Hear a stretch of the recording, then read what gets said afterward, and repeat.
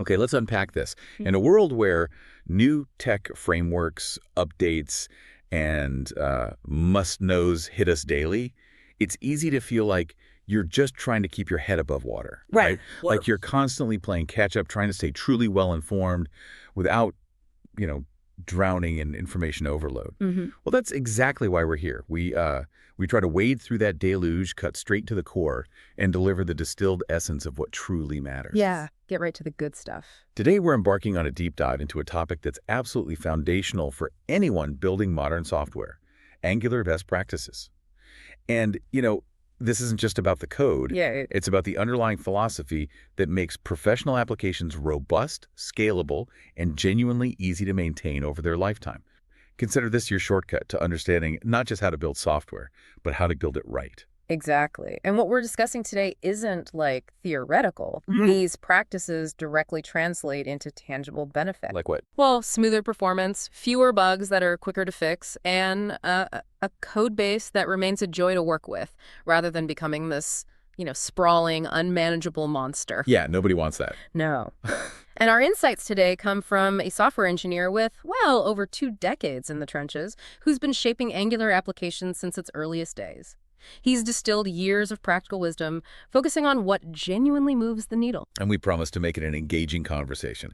We've uncovered some surprising nuances and plenty of moments where you'll think, that's why we do it that way. Aha moments. Yeah, exactly. We'll navigate everything from the seemingly simple, like naming conventions, to the more intricate, like how different parts of an application talk to each other, all while sidestepping, hopefully, unnecessary jargon.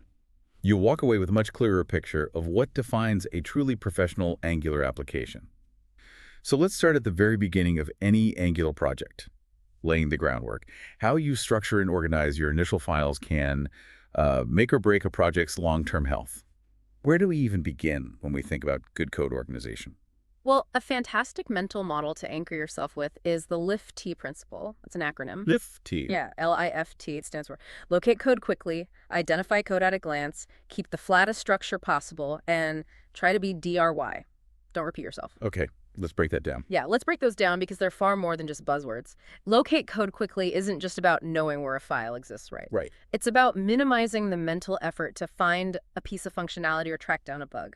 A truly well-organized structure should just sort of intuitively guide you. Makes sense. Then identify code at a glance speaks to clarity in naming and placement. When you look at a file or folder name, its purpose should be immediately obvious without needing to open it. Think of it like a clear label on a, well-organized pantry shelf. Good analogy. Thirdly, keep the flattest structure possible. This directly combats what I call folderitis. Oh, folderitis. I like that. Yeah, overly deep, nested directory structures that turn navigation into a maze. A shallow structure dramatically reduces cognitive load and makes finding files much faster. And finally, try to be DRY.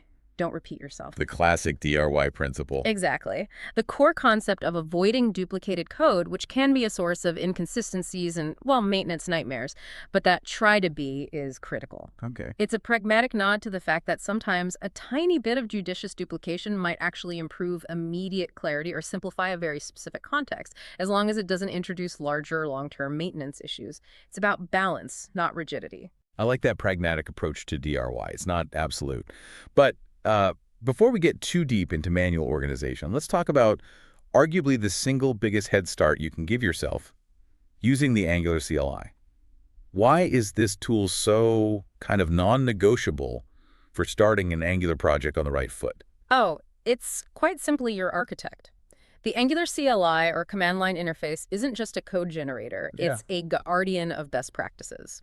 The Angular core team has baked years of organizational wisdom directly into how the CLI scaffolds a new project. When you use it to generate your initial code base, it inherently sets up a professional, scalable structure. So you're not starting from scratch. Exactly. You're not starting from scratch trying to figure out where everything goes. You're building on an expertly designed foundation. It saves developers countless hours of refactoring down the road and prevents common organizational pitfalls before they even start. For any new Angular project, it's truly the only way to begin. Okay, so to give you, the listener, a concrete picture of all these principles in action, we're going to follow the journey of a demo application throughout this deep dive. It's called Whitebeard's College for Witches and Wizards, a college registration site. Fun name. Yeah, right. Now, here's the twist.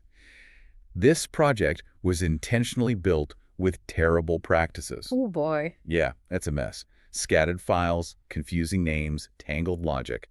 And our deep dive will follow its transformation. Every best practice we discuss, every concept we unpack will have a direct, real-world before and after example from Whitebeard's, making these abstract ideas incredibly tangible. Nice. So let's begin our refactoring journey with Whitebeard's College by tackling something seemingly simple but profoundly impactful: file naming. Remember Lift's principles of locate and identify. File names are the first crucial hint to what's inside. Our source material strongly advocates for a consistent naming pattern: feature.type.ts. Okay, so like catalog.component.ts. Exactly, or data repository.service.ts, things like that.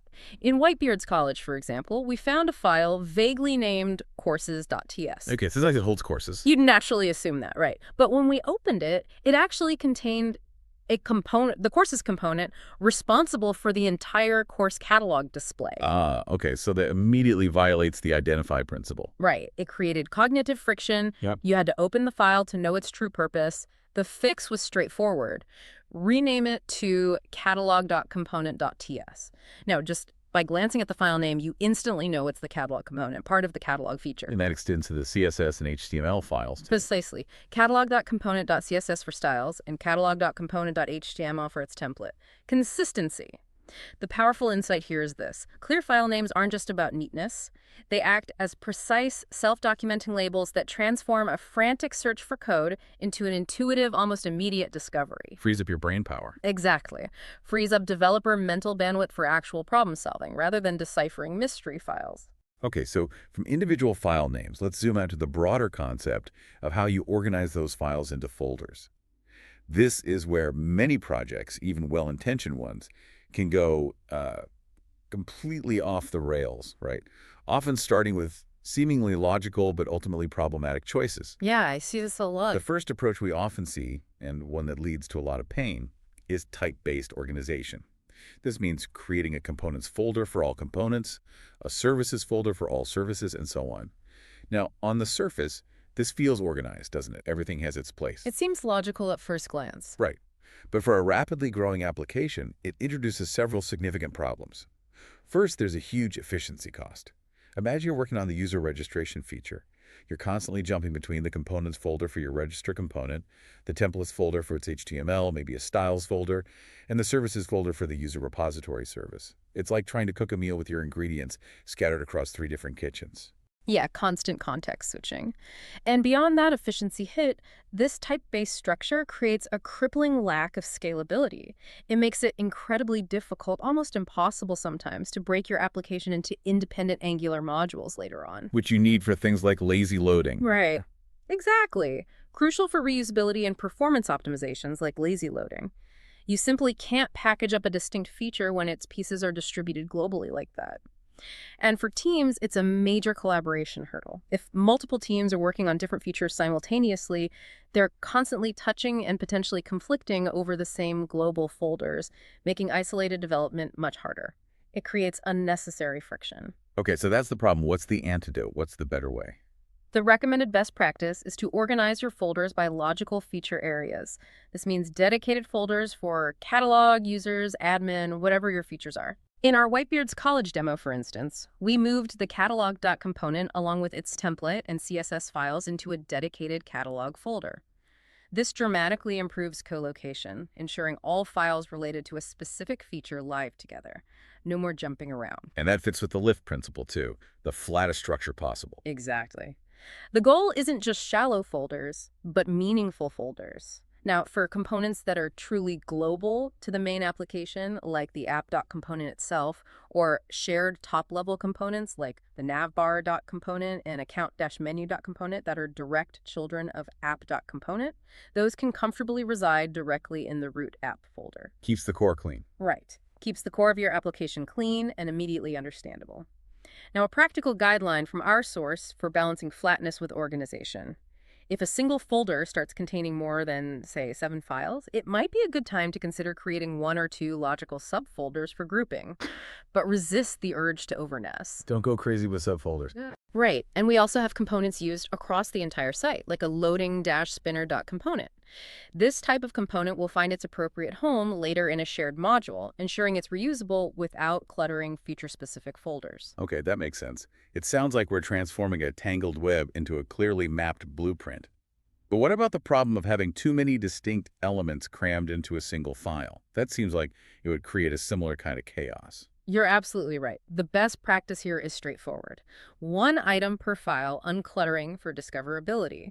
The issue typically arises when a single TypeScript file contains multiple components or services or directives. Yeah, I've seen that. Our Whitebeard's college demo had a particularly glaring example, the signin.component.ts file.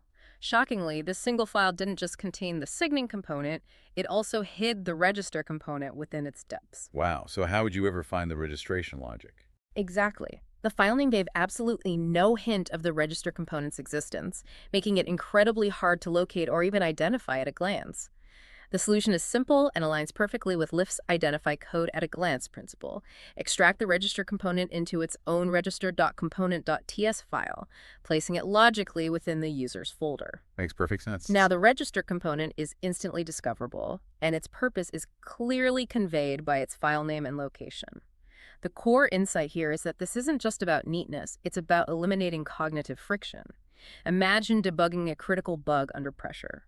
The clarity of one item per file transforms a frantic, context-switching search into an intuitive, almost immediate discovery, freeing up mental bandwidth for the actual problem solving. Right, it boosts team collaboration, debugging efficiency, overall project maintainability, makes everything easier. Precisely. By making your code base instantly navigable. All right, we've laid a solid foundation for our Angular application structure.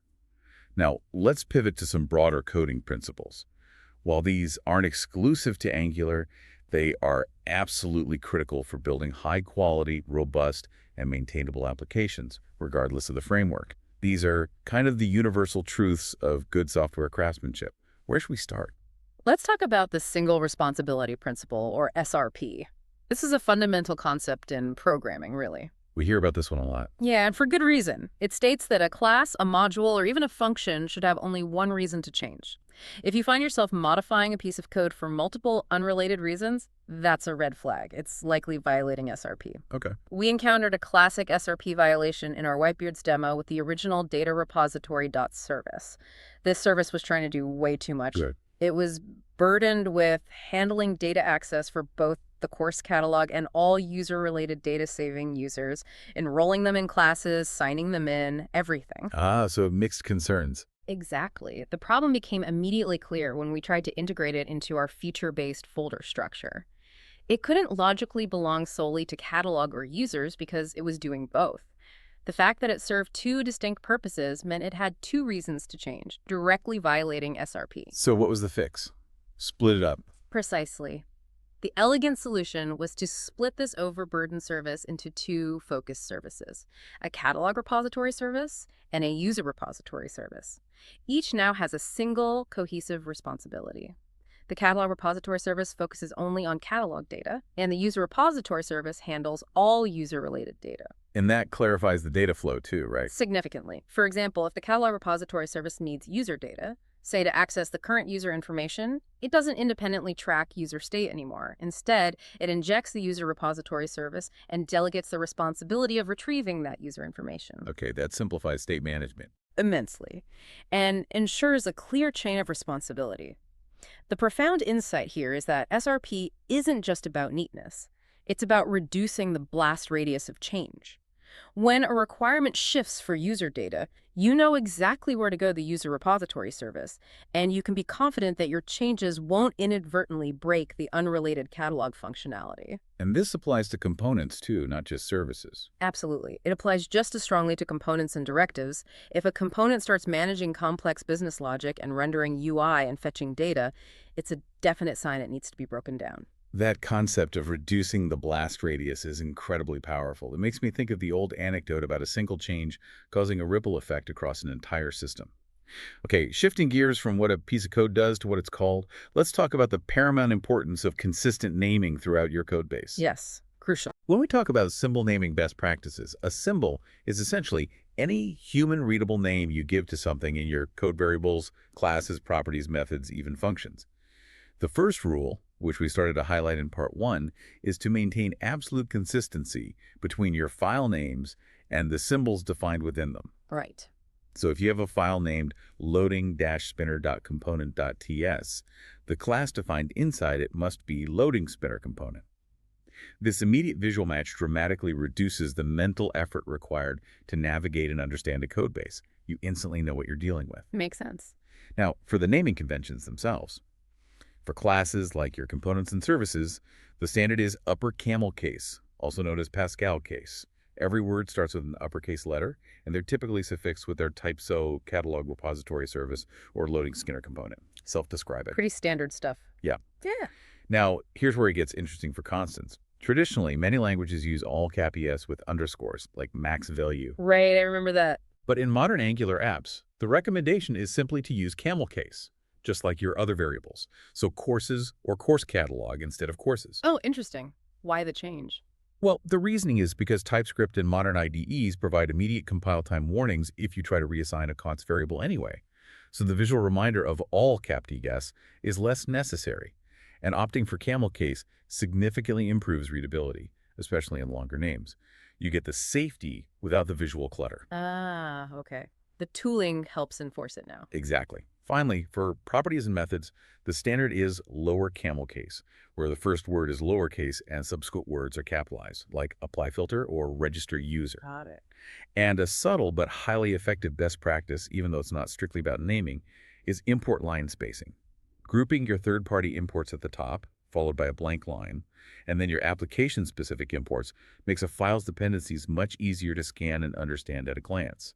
It's these small, consistent details that truly elevate a professional codebase. Yeah, those little things add up. Our next principle is a real game changer for preventing an entire class of incredibly frustrating bugs, preferring immutability. Immutability. Okay, what does that mean exactly? At its core, immutability means that once an object or array is created in memory, you do not modify it. Instead, when you need to make a change, you create new objects or arrays that incorporate those desired changes. The original data structure remains untouched. So instead of changing something, you make a new version of it with the changes. Precisely. The general benefit of this for JavaScript is profound. It helps prevent those notoriously hard-to-trace bugs caused by unexpected side effects. Have you ever had a piece of data change mysteriously and you can't figure out where or when? Oh yeah, definitely. Nightmare. That's often due to mutation. Immutability makes your data flow predictable. For Angular, it's even more critical, especially with advanced change detection strategies like onPush, which we'll cover later. Angular can optimize its rendering by only checking if object references have changed, not every property within an object. If you mutate an object, its reference stays the same, and Angular won't detect the change if it's relying on onPush. Ah, okay. So it helps Angular's performance optimizations. Hugely. Let's look at concrete examples from our refactored user repository service. In the enroll method, where we add a class to a user's enrolled classes, the original code used push on the class's array. That mutates the array in place. Right. The immutable solution is to use concat, which returns a new array with the added element, leaving the original array pristine.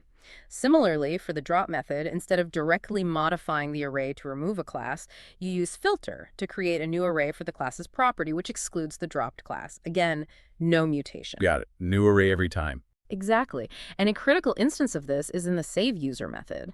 Initially, it directly assigned a passed-in user object to this .currentUser. While not mutating current user itself, it makes current user point to the same object in memory as the one passed in. Oh, I see the problem. If the original object changes. Right. If the calling code were to later mutate its local user object, it would also inadvertently mutate this .currentUser in the service because they point to the same place. The solution: create a new current user object by explicitly copying properties from the passed-in user object, maybe using the spread operator. So you make a safe copy. Precisely. This ensures the current user in the service is an independent copy, immune to external mutations. The core insight here is that immutability isn't just about elegant code, it's about building a predictable data pipeline. It ensures that when you read a piece of data, you can trust it hasn't been secretly altered elsewhere, turning your application's state from shifting quicksand into solid, auditable ground. That's a profound shift in mindset, moving from modifying in place to creating new versions. It feels like a subtle but powerful way to simplify debugging. Now, Sticking with functions, what's a common sense programming practice that often gets ignored, especially as the code base grows? I'm thinking about keeping things small. You got it, using small function. Right. The general rule of thumb, and it's a very strong guideline, is to aim for functions of, what, 5, 10 lines or fewer. Yeah, that's the ideal. Now, this isn't a rigid law, obviously, but the benefits are compelling. Firstly, it dramatically improves readability. A short function, ideally, does one thing and does it well. You can grasp its purpose and logic at a glance without having to scroll or hold too much context in your head. Makes sense. Secondly, it reduces complexity. Smaller functions are inherently easier to reason about and debug. Thirdly, it simplifies testing. A function with a single, clear responsibility is much easier to unit test in isolation. And finally, it strongly reinforces the single responsibility principle we discussed earlier, ensuring each piece of logic truly has just one job. Let's look at an example from our catalog.component in Whitebeard's. The apply filter method, while not outrageously long, contains some filtering logic directly. Specifically, it had a check for a filter equal to GEN, which implicitly meant general education courses. How do we apply the small functions principle there? Right. So instead of embedding that specific logic and that magic string directly inside apply filter, we extracted it into a more specific private helper method called show only general courses. Okay. Now, the apply filter method itself becomes remarkably clean. It reads almost like plain English. If the filter is GEN, then call show only general courses. This clarifies the intent immediately, makes the code read more like a story, and ensures each function is focused. Yeah, it makes it almost self-documenting. Exactly. The core insight is that small functions promote discoverability and mental chunking. They allow you to understand code by its name without needing to dive into implementation details, turning complex processes into a series of clear, readable steps. This significantly enhances maintainability. That clarity makes a massive difference for anyone stepping into the code base. And to wrap up our general best practices, what's a powerful tool for catching fundamental errors early, almost before they even become problems? Something built into Angular. That would be using Angular strict mode. This isn't just a simple toggle, it's a comprehensive suite of TypeScript and Angular validation checks performed during the compilation of your application. Think of it as a vigilant guardian, rigorously checking your code for common pitfalls. Okay. Historically, Angular 12 and later projects default TypeScript strict mode to true in their tsconfig.json file. So if you're starting a new Angular project today, you're likely already benefiting. Good to know. However, our demo app at Whitebeard's College was intentionally set with strict false, which, as you can imagine, is a bad practice. The best practice, without exception, is to always have strict mode on strict true in tsconfig.json. Why is this so crucial? What does it actually catch? Because it catches potential bugs during development at compile time rather than allowing them to slip through to production. Finding and fixing a bug in development is exponentially easier and cheaper than finding it in production, where it can impact users and require emergency hotfixes. Strict mode forces you to be more explicit and careful. We saw two specific types of errors caught and fixed in our demo. First, implicit any type. The dreaded any. Exactly. When TypeScript is less strict, variables without explicit types default to any, which essentially bypasses TypeScript's type safety.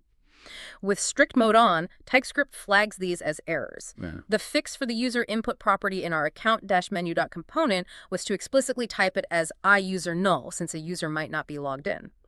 This highlights the importance of strong, explicit typing. Avoid any. Right, be specific. Second, uninitialized properties. Strict mode will flag properties declared in a class that aren't initialized with a value.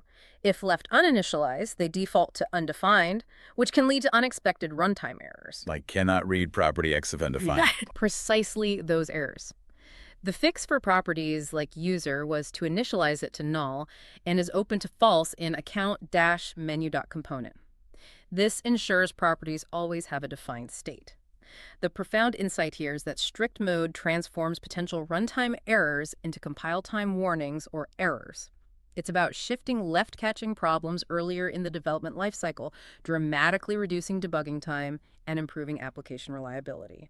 Now that we've cleaned up our files and adopted some universal coding habits, let's zoom out again and look at how Angular applications are structured at a higher level, using modules. Yeah. How should we think about Angular modules? Are they like building blocks or more like blueprints?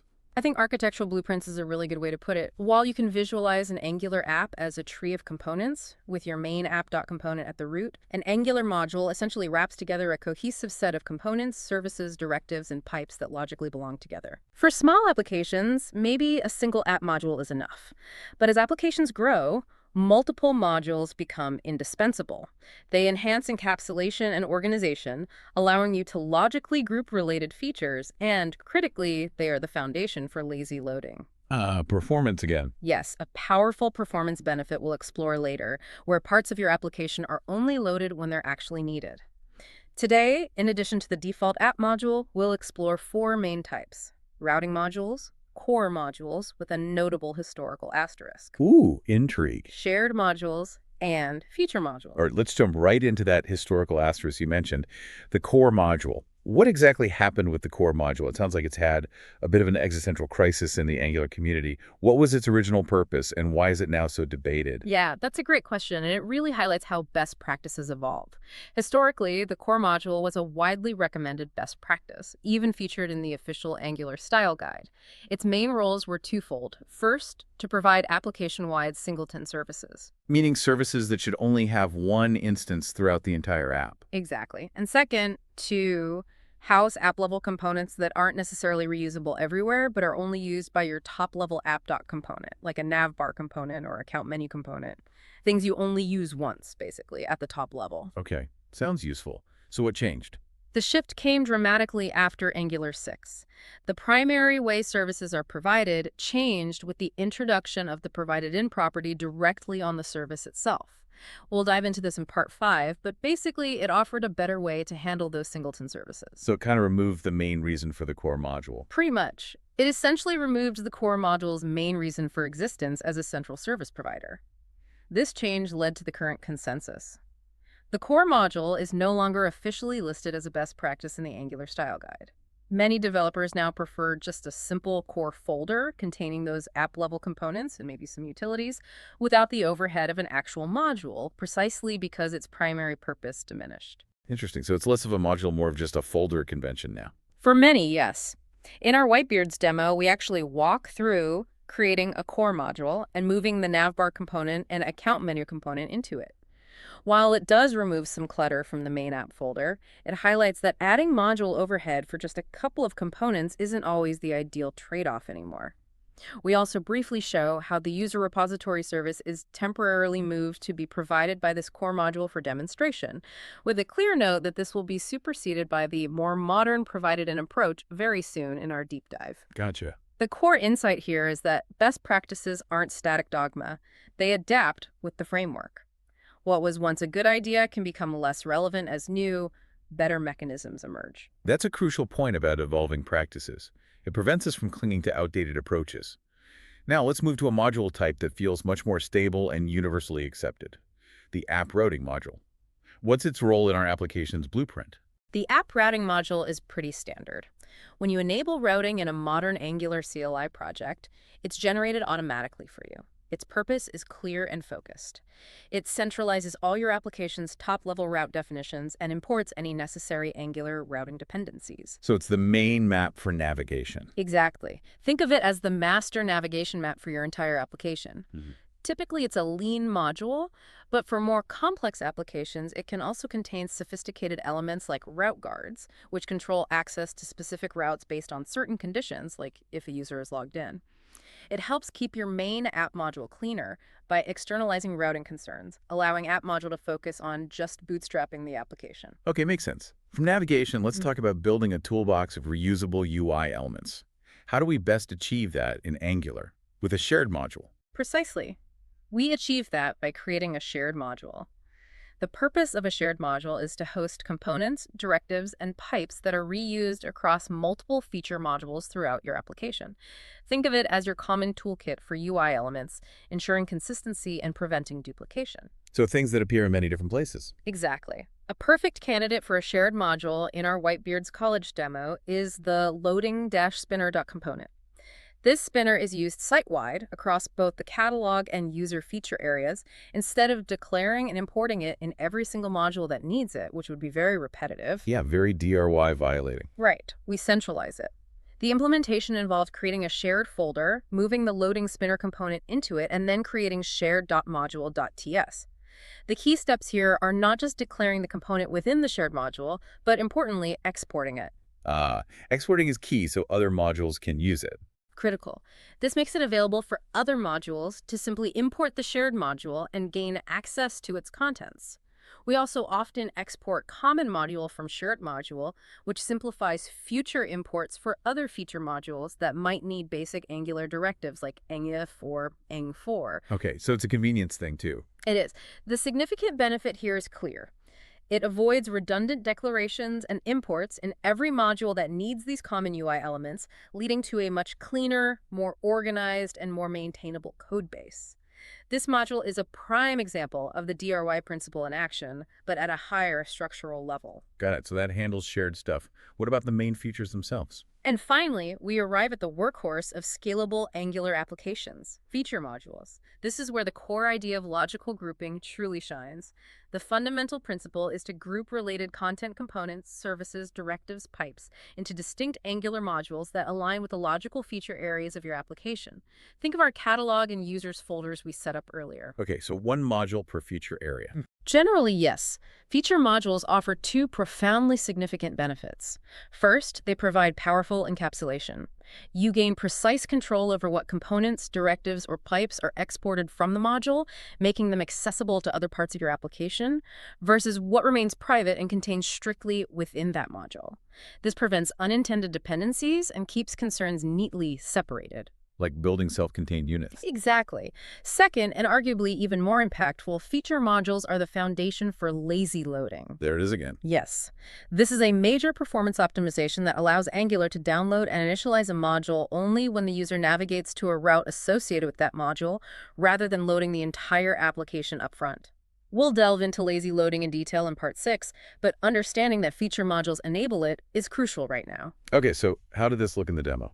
In our demo, we demonstrate this with both a catalog module and a users module. For the catalog module, we create catalog.module.ts within the catalog folder. Inside, we import and declare the catalog component, and we also provide the catalog repository service. We import our new shared module because catalog component uses the loading spinner and reader module for its routing links. Makes sense. Similarly, for the users module created in the users folder, we import and declare register component, sign component, and provide user repository service. This module also imports forms module and router module for form and routing features, and, naturally, the shared module. And the big payoff is? The powerful insight, the aha moment when you create these feature modules is how remarkably clean your main app.module.ts becomes. Instead of directly importing individual components and services, it now primarily imports other high-level modules, transforming into a highly organized and scalable application blueprint. It's truly a testament to a well-structured Angular application. We've spent a good chunk of time architecting the overall structure of our Angular application using modules and services. Now let's zero in on the core building blocks of any Angular application components. These are your UI elements, and we'll explore practices that make them efficient, maintainable, and hopefully an absolute joy to work with for any developer. Where do we start with component best practices? Let's begin with a crucial naming convention for components: prefixing component selectors. The problem this solves is simple, but can become a real nightmare. When you incorporate external libraries or modules into your application, there's a significant risk of component selector name clashes. Right, like two libraries defining the same tag name. Exactly. Imagine you have a navbar component, and an external library also provides a navbar component. Angular wouldn't know which one to use, leading to unexpected behavior or errors. Okay, so how do we avoid that? The solution is to add a unique prefix to your component selectors that clearly identifies them as belonging to your application or a specific feature area. In our Whitebeard's college demo, we used WB for Whitebeards. WBANFR. Exactly. So what was originally navbar now becomes WB-navbar in the app.component template. The loading spinner also transformed into WB loading spinel. This small change makes it immediately clear that these are your application's components, distinct from any third-party ones. And can you automate this? Yes. Even better, you can set a default prefix, like WB, in your angular.json file. This ensures that any new components you generate using the Angular CLI will automatically adhere to this best practice, providing consistent naming right from the start and proactively preventing future naming conflicts. The insight here is that prefixes act as clear namespaces, effectively preventing accidental collisions and making your code base more robust as it integrates with external dependencies. That's a great defensive measure. Building on that clarity, let's talk about how to best manage a component's associated files, its HTML template and CSS styles. We have a choice here, don't we? Inline or separate files. Yes, Angular gives you the flexibility. You can write your component templates and styles directly in line within the component's TypeScript file, or you can place them in separate .html and .css files. So what's the recommendation? The Angular Style Guide offers a very clear and pragmatic recommendation. Extract templates or styles to separate files if they are more than 3 lines long. 3 lines. That's quite strict. It is, but it's a guideline focused on readability and maintainability. We saw a problematic example in our Whitebeards demo with the sign-in doc component. It had lengthy inline styles and templates, which made it incredibly difficult to locate the actual component logic. You had to scroll forever, and distinguishing the template's end from the component's beginning was a visual chore. Yeah, I can picture that. Lots of scrolling. Exactly. The solution was to demonstrate extracting these into signin.component.css and signin.component.html. This really cleaned up this component, as our source points out. It improved readability immensely, allowing you to focus on the TypeScript logic without being visually bombarded by HTML and CSS. But are there times when inline is okay? Absolutely. The loading-spinner.component is a perfect example. Its template and styles are very short, just a few lines each.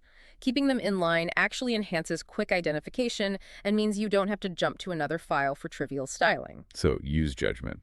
Exactly. The insight here is that readability often trumps strict rules. While best practices are vital, the goal is always clear, maintainable code. Sometimes, for very small, self-contained elements, inline code achieves that clarity more effectively than multiple separate files. It's about conscious choices, not blind adherence. Okay, that's an important point about pragmatism. Now let's address how to correctly define communication channels between components, decorating input and output properties. Components primarily communicate in 2 ways, via input properties, which allow data to flow into a component from its parent, and output properties, which emit events out of a component to its parent. Right. Data in, events out. And Angular provides 2 main ways to define these. You can list them in an inputs array within the component's metadata object, or you can use the @input and @output decorators directly on the property itself. Which way is better? The decorators are definitely the way to go. The problem with using the metadata array approach is that it's less explicit and creates cognitive overhead. It isn't immediately obvious that a particular property is an input just by looking at the property declaration. You have to mentally connect the property name to a separate inputs array in the component's metadata, which requires extra cognitive effort. And it's error-prone if you rename things. Very much so. If you rename a property, you have to remember to update it in 2 places. The best practice, and the more modern, explicit, and concise approach, is to use the @input and @output decorators directly on the property. This makes it instantly clear at a glance that a property is an input or an output, making your code more self-documenting. Easier to refactor, too. Much easier, as renaming a property with a decorator automatically updates references. The core insight. Decorators reduce boilerplate and increase clarity by making intent immediately obvious. They integrate the meta information about a property directly with its declaration, streamlining development and enhancing maintainability. That direct, explicit declaration makes total sense for clarity. Now, let's revisit a familiar friend, the single responsibility principle. But this time, let's apply it specifically to components. How does SRP guide us in delegating complex logic to services keeping components focused? Right. The SRP for components dictates that they should primarily focus on UI presentation and basic user interaction. Their job is to display data, capture user events, and act as the bridge between the user and the application's underlying logic.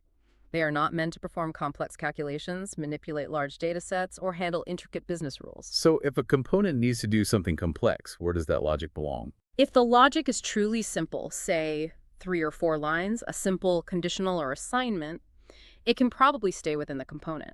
But if it involves significant calculations, data manipulation, or business rules, it absolutely should be moved to a dedicated service. Okay, like the filtering example. Exactly. Consider the apply filter method in our catalog component from Whitebeards. This method was responsible for filtering the list of courses, and while not excessively long, it contained some of that filtering logic directly. To demonstrate this best practice, we created a new filter class service within the catalog folder. Okay. We then moved the actual filtering logic, such as filter classes and get only general courses, into this new service. Yeah. Now, the catalog component simply delegates the filtering task to this service. It calls filter class service, but filter classes, and receives the filtered results without needing to know how the filtering is performed. So the component gets much simpler. Significantly, the catalog component becomes significantly more focused and cleaner, adhering perfectly to its UI presentation role. The filtering logic itself becomes reusable across multiple components or even other services, and it becomes much easier to test in isolation. The profound insight. Components are presentation, services are operations. This clear separation allows each to excel at its core job, making your application more modular, more testable, and significantly easier to understand and evolve. That makes perfect sense. Components become dumb in the best way possible, just focused on displaying and reacting. Now let's talk about the internal structure of a component class itself. What's an often overlooked best practice that dramatically enhances readability? Something about the order of things. Yes, it's called component member sequence. This refers to the recommended order of properties, the constructor, and methods within your component class. This might seem like a minor detail, but its impact on readability and discoverability is profound. So what's the recommended order? The recommended order is to always place properties at the very top of the component class, followed by the constructor, and then all methods. Properties first. Why? Because when you open a component file, you can immediately scan and see all the available properties without them being intermingled with methods or having to scroll to the bottom. This creates a consistent mental model for quickly understanding a component's data. Okay. And within the methods. Within the methods section, a further best practice is that public members should always come before private members. This makes it easy to quickly identify the public interface of your component, the methods that are meant to be called from outside or by the template. For example, if you have a public method like register user that calls a private helper method, say save and redirect, the save and redirect private method should be defined after all your public methods. Got it. Public first, then private. Right. The core insight here is that predictable structure is psychological comfort. It reduces cognitive load by establishing a consistent pattern across your entire code base, so any developer looking at any component knows exactly where to find what they're looking for, boosting overall maintainability and Right. collaboration. It's like a consistent table of contents for every component, which I imagine makes onboarding new developers much smoother. Now let's talk about a practice that adds an extra layer of compile time safety to your Angular components. Implementing lifecycle hook interfaces. Ah, yes, lifecycle hook. Angular components come with a variety of lifecycle hooks, special methods that allow you to tap into different stages of a component's life, from when it initializes to when it's destroyed. You're probably familiar with nginit for initialization. And can changes and just Destroyed, like that. exactly. The best practice here is to explicitly have your components implement the corresponding TypeScript interfaces for the lifecycle hooks you use. So if you use ncanit, your component class should be declared as implements on it. Okay, why is that important? What does implements on it actually do? It provides crucial compile time safety. Have you ever misspelled a method name and spent ages wondering why your code wasn't running? Definitely. Typos are the worst. If you accidentally misspell a hook method, say ingonit instead of ingonet, or if you provide incorrect parameters to a hook method, like expecting a Boolean for changes in ngon changes instead of simple changes, your editor or the TypeScript compiler will immediately flag the error because you haven't correctly implemented the interface. Ah, so it catches typos and wrong signatures at compile time. Exactly. This catches potential runtime bugs before your application even runs, saving you valuable debugging time. For instance, implementing on changes not only ensures you correctly name ngon changes, but it also mandates that the changes parameter is correctly typed as simple changes, which contains detailed information about the changes to input properties. The core insight here is that interfaces act as compile time contracts. They force adherence to Angular's API, significantly reducing silent errors and making your development process more robust. Makes a lot of sense. To wrap up our component best practices, let's address a fundamental design question that often arises. When to and not to create components. It's about finding that sweet spot of abstraction, right? Yeah. When does it make sense to break something out? There are clear benefits to creating components. They offer excellent encapsulation, bundling HTML, CSS, and JavaScript functionality into a reusable, cohesive unit. They promote semantic expressiveness. Using a custom component tag like Dobe loading spinner is much clearer and more descriptive in your template than a complex img tag with conditional logic. And, of course, they enable reusability. The loading spinner in our demo is a perfect example of a good abstraction. Okay, so those are the pros. What's the caution? However, there's a significant caution against component crazy, going too granular and creating components for every trivial element. This can lead to more pain than gain. Consider the problematic example from the source, creating a red text box component just for an input element with specific styling. Okay, that sounds overly specific. It does. While it might seem appealing for reusability, I need red text boxes everywhere, it creates massive overhead. A native input element has many events, on change, on blur, keyboard events, mouse events, focus events, and more. For a custom component to fully replicate this, you would have to expose each of these as an output property, creating an overwhelming amount of boilerplate and complexity just to wrap a basic HTML element with a bit of style. Wow, yeah, that sounds like way more work than it's worth. Exactly. The core insight here is that abstraction has a cost. While components offer immense benefits, over-abstracting trivial elements creates maintenance overhead far greater than the problem it solves. It's about thoughtful design, using components where they genuinely encapsulate a meaningful piece of UI and functionality, not just blindly breaking everything into its own piece. We've built up a fantastic understanding of components, the visual building blocks of your application. Now, let's shift our focus to services. These are the true backbone for managing business logic, data, and cross-cutting concerns in Angular applications. They're where the real work happens behind the scenes. Where do we begin standardizing our services? We begin with the fundamental decorator for services, using @injectable instead @inject. If you look at our catalog repository service in Whitebeards, you'll see it marked with the @injectable decorator. This decorator marks a class as an Angular service, which is absolutely essential because it tells the Angular dependency injector how to create and provide instances of that service. And it's required if the service itself needs other services injected. Yes, it is required if your service itself has injected dependencies, meaning it needs other services to function, as our catalog repository service now correctly injects the user repository service. However, a critical best practice is to add @injectable, even if your service doesn't currently have any dependencies. Oh, really? Why is that? It's pure future-proofing. You never know when you might need to introduce a new dependency later, and it's easy to forget to add the decorator at that point, leading to tricky runtime errors. So just make it a habit from day one. Okay, just always add @injectable. What about @inject? I've seen that sometimes. Yeah, you might occasionally encounter @inject in some code bases. This is an alternative, but it's not the recommended general approach for defining a service. @inject is used only in very specific, less common scenarios where the token for injection isn't the service's type itself. You're after injecting a configuration value based on a string token. Using @injectable on the service class is simpler, less verbose, and much clearer for the vast majority of your services. The core insight @injectable is the service's universal ID badge. It ensures Angular recognizes your service and knows how to provide it, simplifying your injection architecture significantly. That makes perfect sense for standardization and future-proofing. Now let's dive into the core of service management. How Angular provides them, which has evolved significantly over time, as you mentioned with the core module. Tell us about the best practices for providing services, the modern provided-in approach.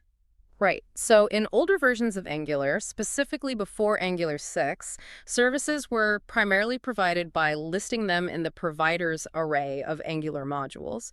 We saw this in our demo with user repository service originally in core module, and catalog repository service and filter class service in catalog module. That was the only way. Okay, the old way. Exactly. However, with Angular 6, a new provided-in property was introduced directly within the @injectable decorator itself, and this is now the default and the best practice. Okay, so @injectable provided in, what goes in there? The most common and recommended value for provided-in is root. When you set @injectable, you're telling Angular to provide this service in the root injector. This makes it a singleton instance. Meaning only one instance for the whole app. Exactly. Only one instance of that service will ever be created, and it will be available to the entire application. This is ideal for most application-wide services, like our user repository service, which tracks the current user and needs to be consistent across the whole app. Our source also briefly mentions platform for very rare multi-app scenarios and notes that values like any or module-specific values for provided-in have been deprecated in recent Angular versions. For 99% of your services, provided-in, root is your go-to. Okay, provided in, root for singletons. How does this interact with the whole module structure, especially lazy loading? Ah, that's where understanding the injector hierarchy helps. Think of the root injector as the ultimate parent injector that gets created when your application first bootstraps. All services marked provided in root are loaded here. Hmm. Any component or service, no matter where it lives in your application's module tree, will always get the same singleton instance from this root injector. Okay, so they all share the same instance from the top. Right. And what's truly clever is that even services defined within lazy loaded modules that are provided in root are still loaded into the root injector. The difference is they were loaded only when the lazy module is first accessed. Oh, cool. So you still get the lazy loading benefit for the code, but it remains a singleton. Exactly. It allows you to get the performance benefits of lazy loading the service's code without breaking the consistent singleton pattern that most application-wide services require. It truly gives you the best of both worlds, performance and predictability. Are there any cases now where you'd put a service in a module's provider's array? There are a couple of edge cases. If a service is not provided in and is listed in a module's providers array, a new module level injector is created. This provides a unique instance of that service specifically for that module and its children. This is rare and typically only needed when you explicitly require a unique service instance per module, maybe for some isolated state within a particular feature. Okay, so if you don't want a singleton. Right. Even rarer is providing a service in a component's providers array, which creates a unique instance just for that component and its children. But the key takeaway is clear. For the vast majority of services provided in, root is the simpler, more efficient, and correct best practice for achieving consistent singleton behavior across your application. The profound insight provided in. Root simplifies service management by centralizing singletons, reducing boilerplate, and playing seamlessly with lazy loading. It's the modern, streamlined way to handle application-wide dependencies. That truly clarifies how services are handled in a scalable way. To wrap up our discussion on services, let's reinforce how they uphold the single responsibility principle, particularly when it comes to data. How do services ensure that our components focus on what they do best? It comes down to using services for data retrieval components, focus on UI. Revisiting SRP, remember that components should not be responsible for how data is fetched or saved. Their primary job is presentation and user interaction. Right, keep the components simple. Exactly. The problem we often see in applications is direct API calls being made from within components. This might seem convenient initially, maybe just a few lines of code. However, it violates SRP by burdening the component with too many responsibilities. The catalog component, for example, shouldn't need to know that data comes from an API or that a specific HTTP GET call is required for a certain endpoint. It just needs the data. Precisely. The solution is that all data access logic should be encapsulated within dedicated services, like our catalog repository service in Whitebeards. Now, the catalog component simply calls catalog repository service.getCatalog. It doesn't know, and frankly, shouldn't care, if that data comes from a real API, local storage, or an in-memory array, as it does in our demo.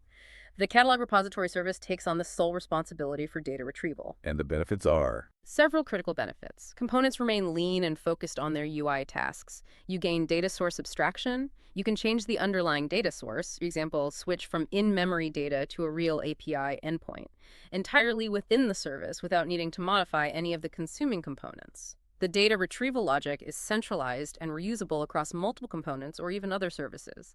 And finally, it significantly improves testability, as services can be easily mocked for unit testing, making components simpler to test without relying on actual back-end calls. Makes testing way easier. Definitely. The profound insight here is that services create a clear boundary between presentation and persistence. They isolate complex operations, making your application more robust, adaptable, and easier to manage as requirements inevitably change. We've built up a strong foundation with solid architectural principles, clear code organization, and efficient component and service design. Now, let's conclude this deep dive by focusing on a critical aspect that ties all these best practices together, ensuring your Angular applications perform optimally. How do we make our apps faster, lighter, and more responsive for our users? Well, we start with a significant performance gain that comes directly from our modular approach. Lazy loading feature module. We keep hearing about this. Let's really unpack it. Okay, the core concept here is simple but incredibly impactful. Instead of downloading your entire application's code up front when a user first visits your site, lazy loading allows you to download specific feature modules only when the user actually navigates to those parts of the site. This dramatically reduces the initial load time, making your application feel much snappier. So you only download what you need when you need it. Exactly. Consider our users module in the Whitebeard's College app, which contains the sign-in and register pages. When a user first lands on the catalog page, they don't immediately need the code for user authentication. There's no reason to download it yet. Lazy loading ensures that this module and all its associated components and services are only downloaded when the user actually clicks sign in or register. Okay, and how do you set this up? You mentioned load children. Right. The prerequisite is that the feature must already be encapsulated in an Angular feature module, like our users module. Then you modify your main app routing.module to use the load children property in your route definition. This uses a dynamic import statement, which tells Angular to asynchronously load the module when that route is activated. Inside that lazy loaded module, you'll typically have its own dedicated routing module. For example, users-routing.module.ts using router module.forChild, which handles the child routes within that specific feature. And the impact is noticeable. Oh, absolutely. The demonstration is truly compelling, especially when observing the browser's network tab. In development mode, the initial load of our demo app might be around 3.2 millibit, but when you clear the cache and then navigate to a lazy loaded section like the sign-in page, you'll see only a small additional chunk downloaded, perhaps just 35 KB. Wow, 3.2 megs down to 35K for that part. That's huge. It's a stark contrast and a major performance win, particularly in large applications with many distinct features. The profound insight. Lazy loading transforms initial load from a sprint to a staggered marathon. It delivers only what's immediately needed, dramatically improving the critical first-page load experience and keeping users engaged and happy. That's a huge win for user experience, and it highlights a crucial distinction we need to talk about, the difference between your development environment and what you should deploy to production. What's the key difference there, and how does it impact performance? Right. When you run your Angular application using npm start or Bing serve, you're running it in development mode. This is fantastic for coding, debugging, and getting immediate feedback, but it includes extra overhead, source maps, and the larger file sizes that are necessary for developer convenience. It's absolutely not optimized for real-world performance. So, Bing Serve is not for deployment. Definitely not. The crucial best practice is deploying production builds unleashing optimized performance. When you're ready to put your application live, you should always build it for production using npm run build. What's great is that production builds are now the default in Angular, so you don't even need special flags anymore, just npm run build or angs build. And what magic does that command do? This npm run build command triggers a cascade of powerful optimizations. Angular performs tree shaking, identifying and removing any unused code from your bundles; minification, reducing file sizes by stripping white space, shortening variable names, etc. Ahead of time, AOT compilation, pre-compiling your Angular templates and components into highly optimized JavaScript code during the build process rather than at runtime; and dead code elimination. So it strips out everything unnecessary and optimizes what's left. Exactly. The impact is substantial. Our Whitebeard's demo app, which might load at 3.2 millibit in development, can shrink to a mere 410 KB when built for production and served from a simple web server. That's a massive difference in download size and parsing time for your users. The profound insight here: development builds are for velocity, production builds are for users. Ignoring the final production build step means you're leaving a massive chunk of potential performance on the table, impacting every single user. Okay, always run a production build. Got it. Yeah. What else can we do proactively? Well, following that, another key aspect of performance is being proactive about your application size over time. This brings us to monitoring bundle sizes, preventing performance creep. Over time, applications have a natural tendency to grow. New features, new libraries, or even just inefficient coding can silently cause your deployable bundles or chunks to swell in size, leading to performance degradation without you even noticing. It's like your app gaining weight in secret. Sneaky bundle bloat. Exactly. Fortunately, Angular provides a brilliant built-in solution for this: budgets within your angular.json file. Budgets, like financial budgets. Kind of. You can define maximum warning and maximum error thresholds for different parts of your application's build. For instance, the initial budget monitors the main bundle size downloaded on initial load, while any component style keeps an eye on the CSS size for any single component. Okay, so you set limits. What happens if you exceed them? Let's illustrate with Whitebeard's. We can set an aggressive initial warning budget, say 320 KB, which is just about a 5% increase over our current 305 KB baseline. Then, to simulate code bloat, we install a large library like Lodash and use just one function from it. When you run npm run build again, Angular will generate a warning telling you bundle initial exceeded maximum budget by 57 KB.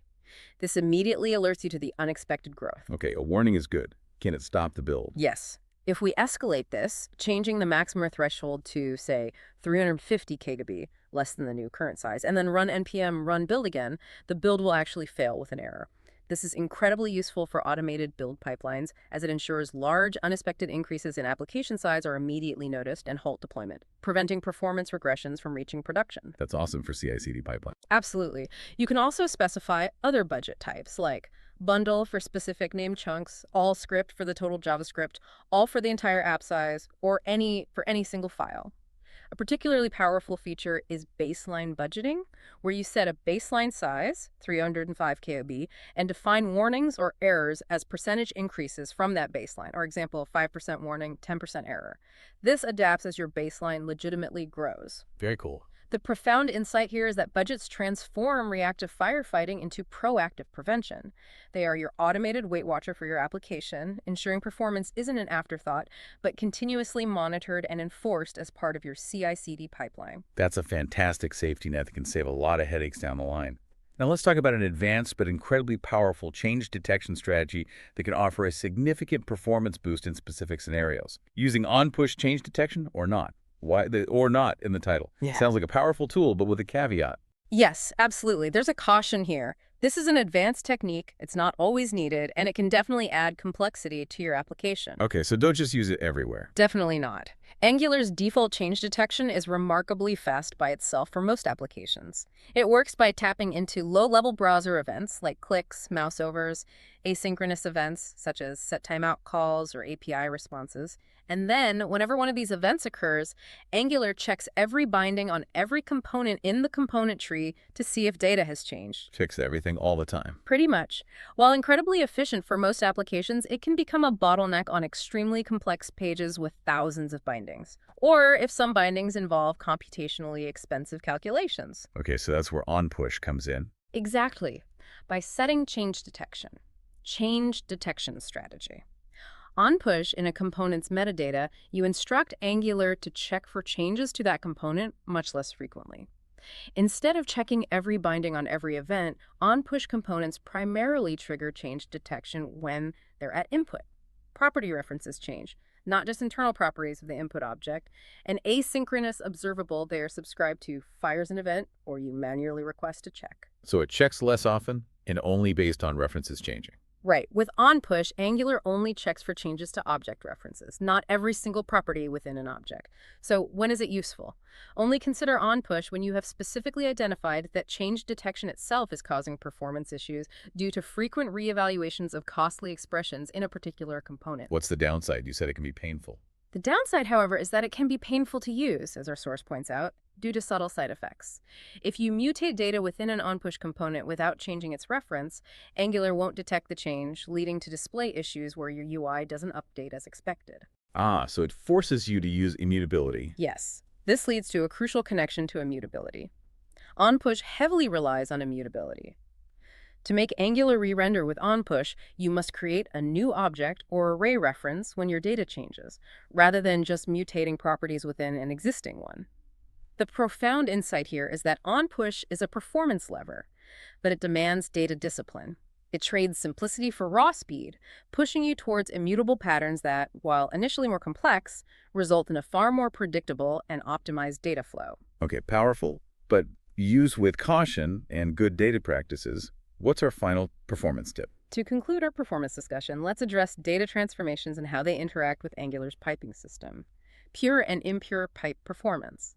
Angular pipes are fantastic for transforming data for display in your templates. Think of built-in pipes like date or currency. Right, like formatting dates or numbers? Exactly.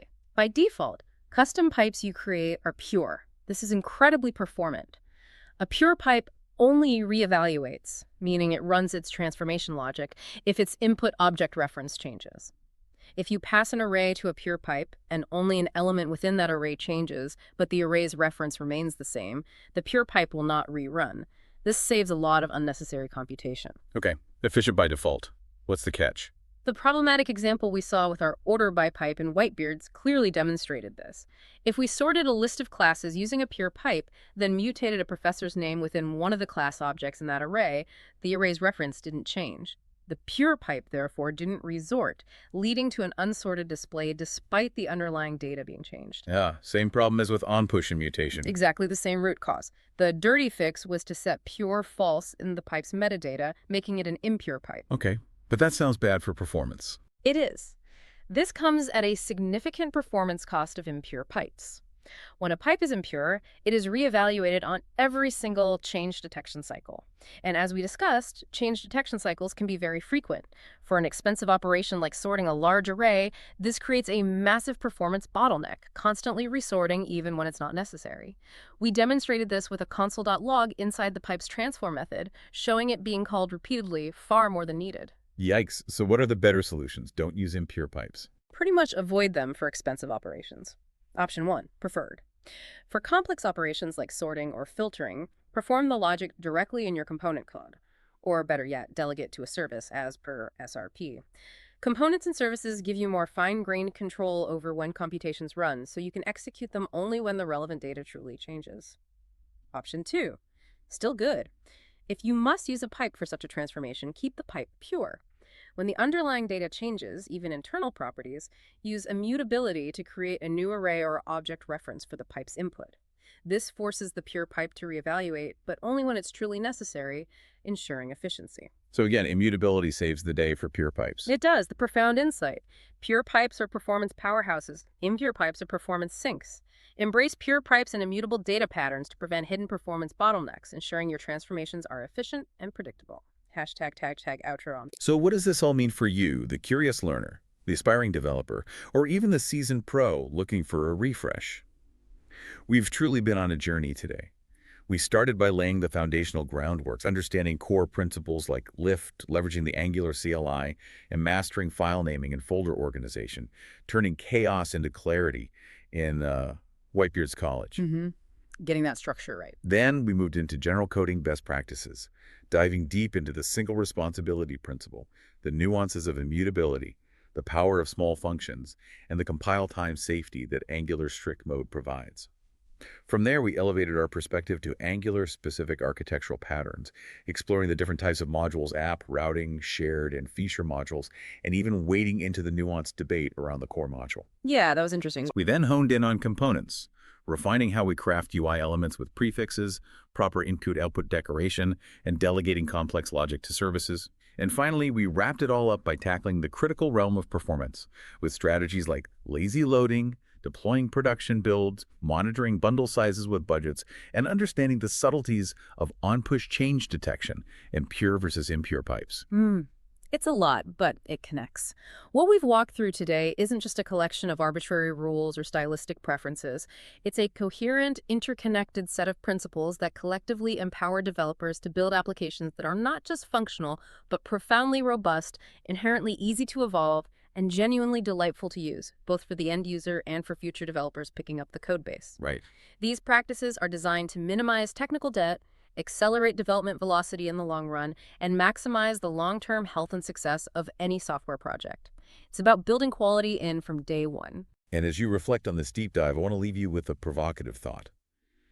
How do concepts like the single responsibility principle, doing one thing well, or keep the flattest structure possible, avoiding unnecessary complexity, or prefer immutability, ensuring predictability, apply to how you organize information, manage projects, or even structure your daily tasks, regardless of whether you write a single line of code? What stands out to you from today's discussion that you can apply outside of the realm of Angular? Interesting question. Something to think about. Thank you so much for joining us on this deep dive into Angular best practices.